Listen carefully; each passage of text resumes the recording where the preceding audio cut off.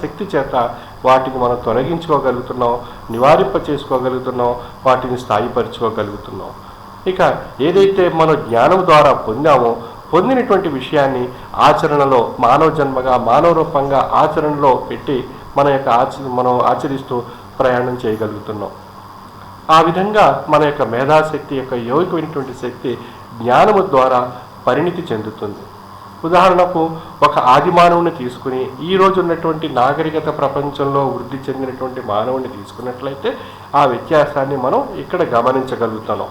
ఆది మానవుడికి ఏదైనా ఒక అడవిలో పెట్టి వాడికి ఏ మానవ సంచారం లేనటువంటి అడవిలో ఉన్నప్పుడు ఆ ఆది మానవునికి కలిగినటువంటి విషయం అంతా సూర్యచంద్రాదులే, పగలు రాత్రి అనేటువంటి విషయం, ఆ యొక్క ఆ అరణ్యంలో ఉండేటువంటి జంతువుల యొక్క శబ్దాలు, ఆ విషయాలు మాత్రమే ఆ యొక్క మేధస్సు గ్రహించగలిగి అంతవరకే అది పరిణితి చెంది ఉంటుంది తప్ప ఇది మంచి, అది చెడు, ఇది చేయకూడదు, అది చేయాలి అనేటువంటి ఏదీ తెలియదు ఆది మానవుడు.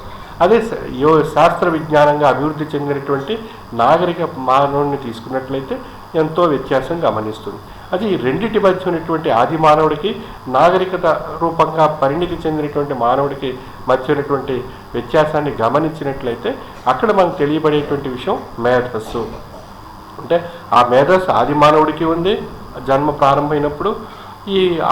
అటువంటి మేధస్సు ఈ యొక్క నాగరికత ప్రపంచంలో ఉండేటువంటి మేధస్సు మానవుడికి ఉంది. అది ఈ రెండింటికి మధ్యలో ఉండేటువంటి ఆ మేధస్సు యొక్క శక్తిని మనం విశ్లేషించుకున్నట్లయితే మన ఇక్కడ కలిగినటువంటి విషయం ఎందువల్ల ఆ వ్యత్యాసం వచ్చింది అన్నట్లయితే జ్ఞానము ద్వారా ఆ యొక్క వ్యత్యాసం ఏర్పడింది.